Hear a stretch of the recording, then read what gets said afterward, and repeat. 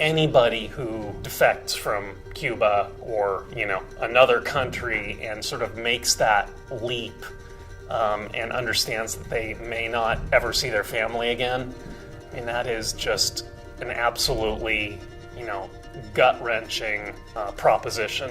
And I can only imagine the angst and the anguish that he had to go through to make that decision. Well, those of us in the soccer community that had followed soccer knew about the Cubans that had defected. I mean, that was big news. Cuba had a pretty good team that year, and they had some players that could have played in our league, and Ozzy happened to be one of them. He was one of the brave ones that stepped off and actually followed his dream. It was hard for me to leave my country, my family. My dad was a soccer player. He made the national team a couple times. So I want to be like my father. I want to do like he do. He's my hero, my everything. He told me one time when I defected, it was my dream.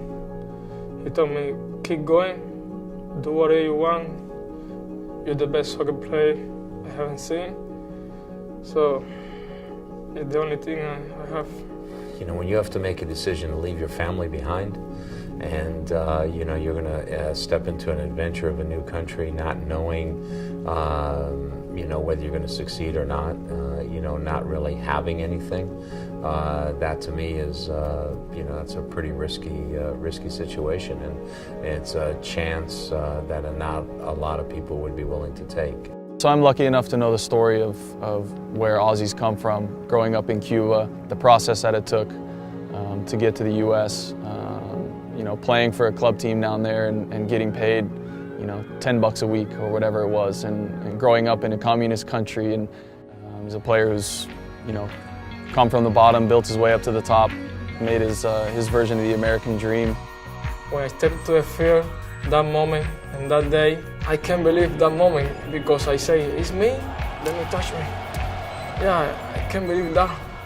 So, day after I call my father in Cuba, I tell him I play with Messi, I play with Lampard, I play with that good player in the world. He say, oh my God, it's great, keep going, look forward. You can see you can play more that game. I remember seeing him play one of our away games in Charleston, and he was giving our star player fits. I didn't like that. You shouldn't kick my players.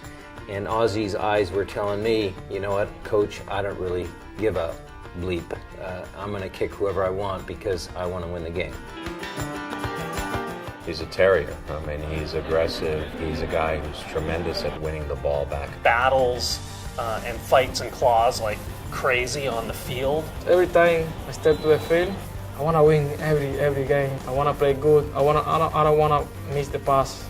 I want to score goals. He works harder than anyone. He is a great guy in the locker room. And Ozzy was the one that did all of the dirty work, all of the tackling, the sliding, the running, the chasing, the battling. He gives 100% every single time. It's all or nothing for Ozzy. Without that, we're not here where we are today. Ozzy can definitely play at the next level. It's just it's a tremendous American story, I guess.